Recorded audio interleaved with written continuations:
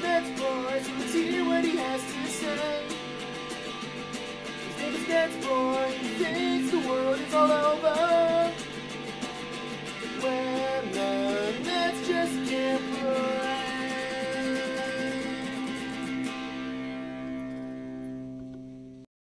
What up, Net fans? NetsBoy back. Bring your latest in your Brooklyn Nets news.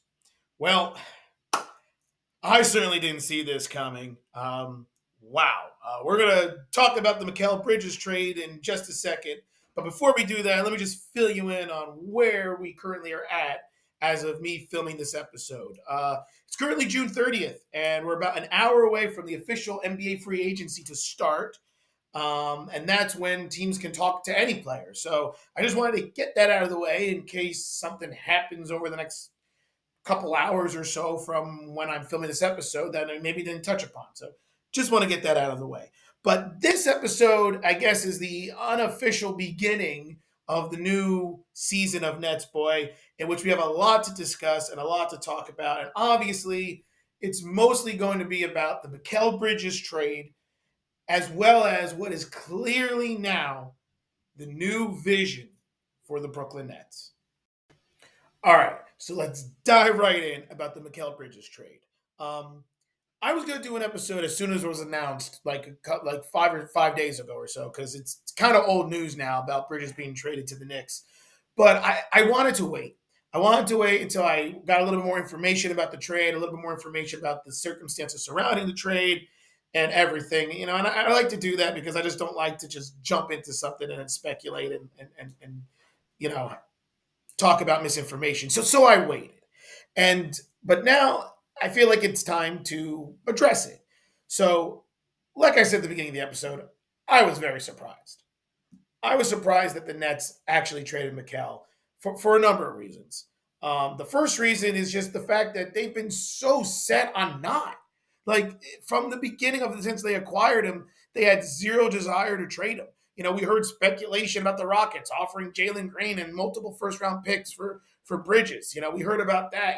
We've heard about all these teams. We heard about the Grizzlies offering like 6 draft picks or something ridiculous like that. Like we heard all this speculation, and the Nets never budged. But then, out of nowhere, the Knicks come in, offer 5 first-round draft picks, as well as a pick swap, as well as a second-round draft pick, and the Nets are like, all right, let's do it. So it's just shocking that is what pushed them over the edge. Now, I do think there's obviously more to this than just the Nets just randomly deciding to trade Mikal Bridges. I think it was just a perfect storm of a situation. So, look, I heard a lot of things about reports saying that Bridges asked to be traded to the Knicks, and then I heard reports that he didn't, and then the Nets are just like, oh, well, if we're going to trade him, we're going to trade him. There's a lot of speculation, but I'll tell you what I think happened. And this is me speculating, but this is how I think this went down. We all knew Mikal Bridges preferred to play for the Knicks. He wanted to play with his former Villanova teammates, Brunson, DiVincenzo, Hart. They wanted to be over there. And they were recruiting him heavily, all right? We always thought that, Josh Hart tweeting things out about, the SpongeBob meme with Squidward looking at Patrick and SpongeBob all happy and Squidward's all depressed looking through the window, saying that was Mikal Bridges up there. We going on podcasts saying, bro, you should come here. Like they recruited him hard. And there's no doubt that Mikal deep down said, damn, I really wish I was over there right now. I just want to play with those guys and be on a competitive team. But Mikal also knew that he is kind of the face of the Brooklyn Nets, or was the face of the Brooklyn Nets, and he was still signing a contract for 2 more years. So he couldn't really do much. So what I think happened is, once all more of this trade speculation started, once more teams started calling about Mikal Bridges, the Rockets, the Grizzlies, all these teams started calling, the Nets about Mikal, I think Mikal Bridges' camp went to Sean Marks and said, listen, if you are going to trade Mikal, we ask you just to trade him to the Knicks. It's the only team that Mikal would want to go play for other than where he is right now. And I firmly believe that. I don't think Mikal Bridges had a problem with the Nets. I don't. A lot of people wanted to make it seem like Mikal Bridges hated playing for the Nets, didn't want to be there, all this stuff. I think he was very happy playing with the Nets. I just think he would have rather played with his former teammates with the Knicks. So that's the way I see this. I think they went and said, if you are, just the Knicks. And if you can't, I'm good where I am.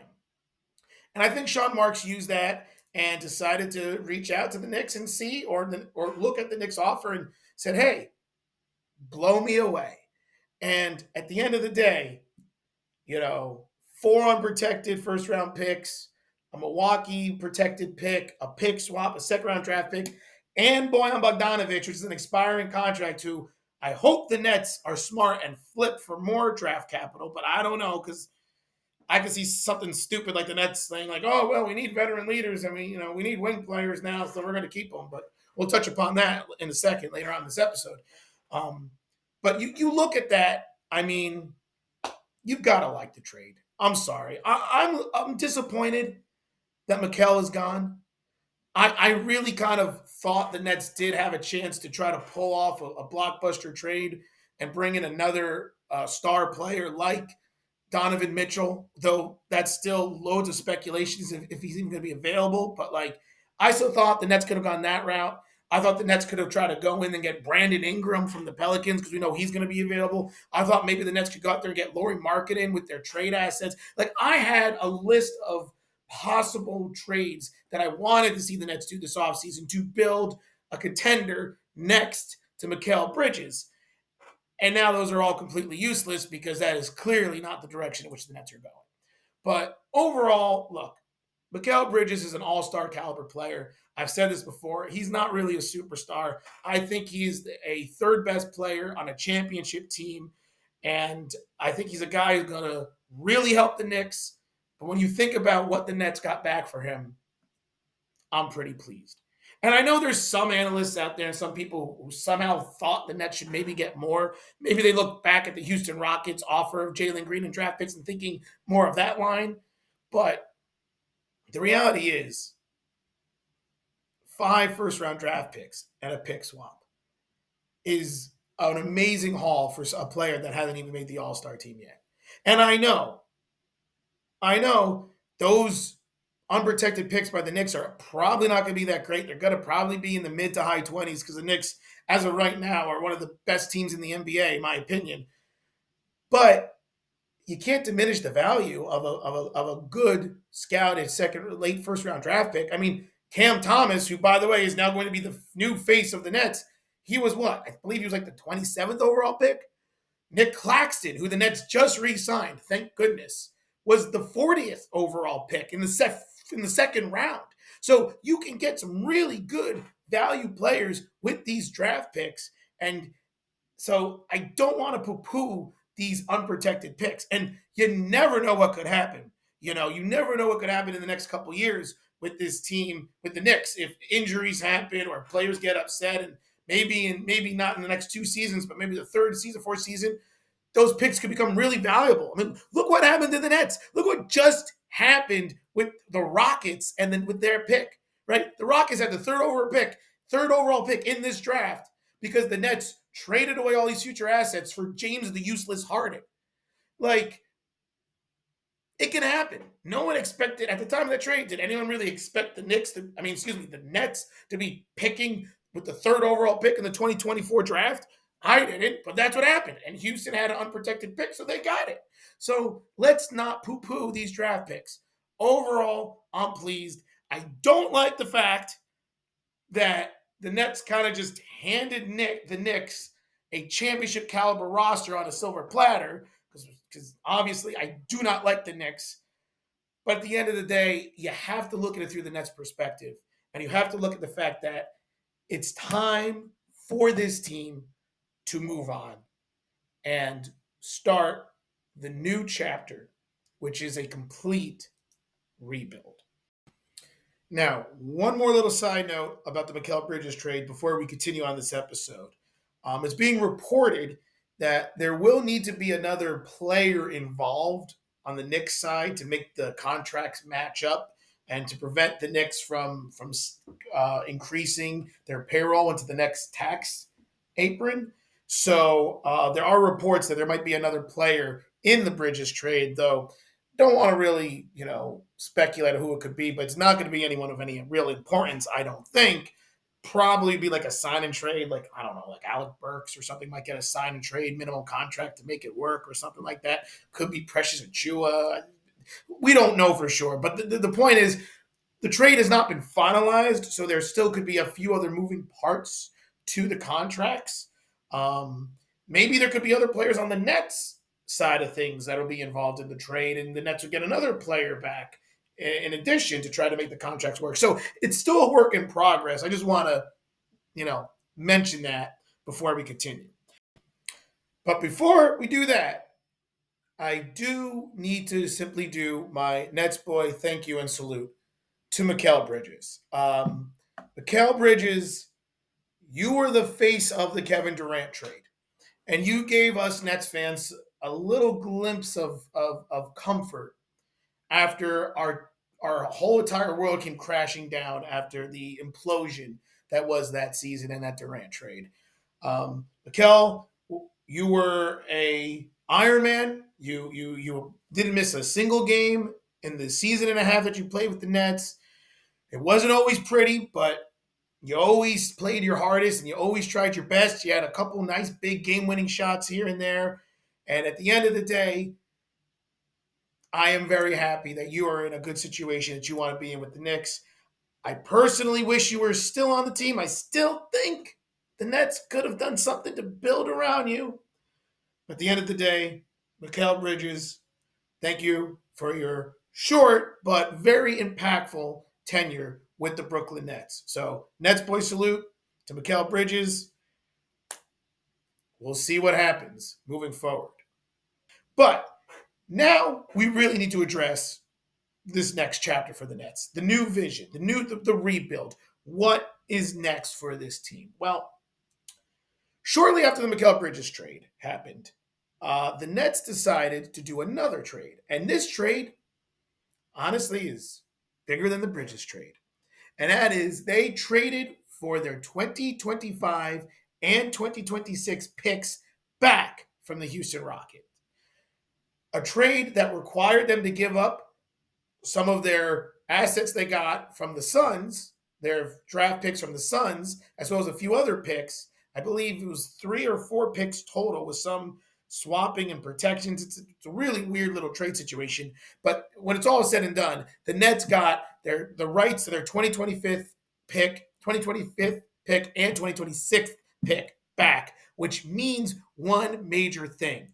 The Nets can now control what they do with those picks. They can finally control their destiny, which means one major thing.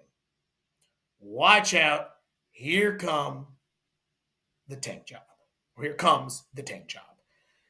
The Nets are going to tank this season.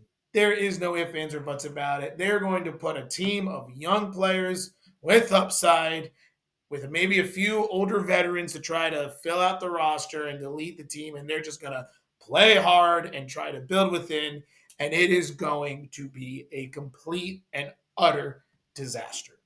But for good reason, because with the Nets having their 25th overall pick back, they can actually now lose, and it will benefit them. And the 2025 draft class being right now headlined by Cooper Flagg, who's supposed to be, the next great superstar possible player. They've been compared to Kevin Durant, of all people. Ugh. But he's been compared to Kevin Durant to lead the Nets could get him. Not that they would, the way the Nets luck always is, but that's the point of all of this. By doing this trade with the Rockets, it now benefits the Nets to simply suck. And that is exactly what they're going to do. However, they need to still suckify this roster more, for lack of a better term. So after that trade, after trading Mikal Bridges and then after doing the separate trade to get the Nets picks back, you look at this roster now, and there's a couple players that are just simply out of place. First and foremost, Dorian Finney-Smith and Cam Johnson. Both those guys, I expect to be traded. Heck, by the time you all watch this episode, maybe one of them, if not both of them, have been traded because it does make sense that the Nets want to do this before entering free agency. But both those guys have to be traded now. There is no reason to have either of them on this team. Um, the Nets could get definitely at least one more first round draft pick from Finny-Smith. They could probably get multiple first round draft picks for Cam Johnson. And those players just don't fit on this team anymore. The Nets have to go young. They re-signed Nick Claxton to a 4-year, $100 million contract, which I think is a pretty good value. And now, will it be finally time for the Nets to unleash the Claxton? Is it finally going to be time that we'll see them say, hey, Nick, shoot some more threes, shoot some more jump shots, be a little bit more involved offensively? I hope so, because I don't know how else this team's going to score. It's going to be Cam Thomas and Nick Claxton, but I digress.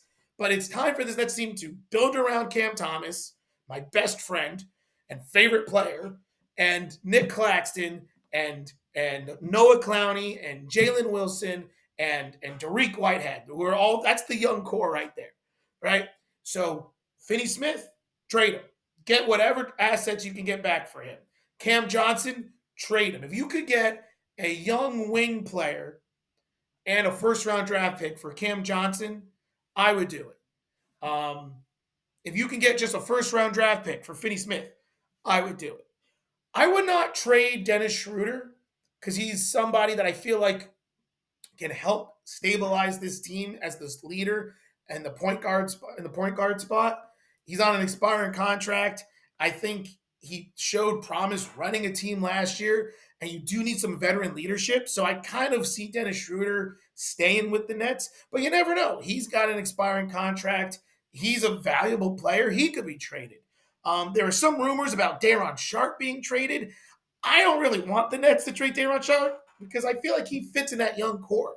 Like, I know that Noah Clowney is kind of been like the big bright spot, but I really kind of see Clowney as more of a power forward playing alongside of Claxton. I mean, apparently the statistics last year, the analytics show that the Claxton Clowney combination was an elite defensive combination for the Nets. So I kind of see Clowney more as a 4 who can play the 5, but play more of the power forward spot, which then still lets Daron be the backup 5 behind Claxton. And we've seen Claxton is a guy that the Nets don't like to go heavy with the minutes because he plays with high energy. So why not have Claxton still be on this team with Sharp still be on this team to back up Claxton? Because I think Sharp can still get better and develop. So I hope they don't trade Sharp.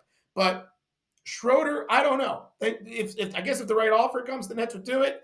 And I'll tell you who I really want the Nets to trade, and that is Ben the Useless Simmons. But I don't think there's a team that's going to go near Ben Useless Simmons with a 10-foot pole. So I think the Nets are once again stuck with this guy, whether he actually plays or not. The only good news about Ben Simmons is that this is the final year of his contract, and he'll be off this team by the end of the season, if not sooner, because honestly, I'm not saying the Nets should do this, and they probably won't, because if Ben Simmons does stay healthy and proves his worth, the Nets would probably try to trade him. But maybe the Nets should think about waiving Ben Simmons. Actually, I'm going to be 100% honest. The way I see this going is if the Nets get to the trade deadline and Ben Simmons is still, extremely useless and it's past the trade deadline and the Nets couldn't trade him, I think they will waive him because there's no reason to have him on the team at that point for the rest of the year. Like, that's just me thinking that far ahead. But point is, the Nets still have loads of players that they could trade. And in doing so, that means then they would have more draft capital, more assets, and more opportunities to build the roster and make it young and go from there. Free agency is hard to tell what the Nets are going to do because at this point, they don't have many options with these contracts right now. The Bogdanovich contract, and in particular with Cam Johnson and Finney-Smith, those are big contracts right now. And Bogdanovich, by the way, like I said earlier, he's someone else I wouldn't be surprised if the Nets try to flip for more draft assets. So the Nets have more pieces to move, and I'm kind of intrigued to see what the Nets would do with these pieces. There's loads of teams reaching out about all those players, and I guess just time will tell. So I can't really sit here and talk about what moves I would do if I'm the Nets, who I would trade these players to. I know the Lakers have been interested in several teams, the Rockets, the Spurs apparently have been interested, the Heat have been interested. So there's a lot of teams that have been interested. At this point, I'm just going to take a step back and just watch and tell Sean Marks, make the best move you can make with these players, get the most assets you can get, and let's build around Cam Thomas. Let's build around Nick Claxton. Let's see how Noah Clowney is. If you can get another young wing player possibly in any of these trades, please do it. And let's just start the reset and the rebuild. I do know that the Nets did extend a qualifying offer to Trendon Watford, makes him a restricted free agent, which means the Nets can match any offer offered to him. So that's good because we saw a lot of promise from Trendon Watford last year too, and he could fit in this young core. So there's still moves to be made. There's still things to be done. But at the end of the day, this is the beginning of the new vision and the beginning of the new Brooklyn Nets. So there you have it. There's a lot more I can talk about in this episode. Like I said, I could talk about free agent speculation and possible trades, but I'm not going to. I'm just going to sit back, relax, and enjoy the offseason and enjoy really what's a stress release now. Even though the Nets are going to suck and suck beyond belief this season, the fact that they have a vision and the fact that I know they're going to suck just makes me feel a little bit more relaxed about it. Like I can go back just sitting back and be like, all right, let's see what happens. So let me know what you guys think about everything. Let me know what you guys think about the Mikal Bridges trade. Are you shocked or angry that he was traded to the rival Knicks? Let me know what you think about the trade that the Nets, with getting their picks back and the fact that they're going to enter a full-blown tank to try to get a top pick in the 2025 draft. Let me know if you think of any possible moves you want to see the Nets do to other assets they could get. Let me know about anything. And until then, keep your eyes open for my next Nets boy, which will probably be, I would say, in a couple weeks, probably once free agency gets underway, probably after the Nets do make some more moves and bring in some more players, and I'll be able to, talk about some of the moves. So I would say another week or so, maybe a month, a couple weeks, to a month, depending on the timetable. That will be my next Nets boy episode. So keep your eyes open to that.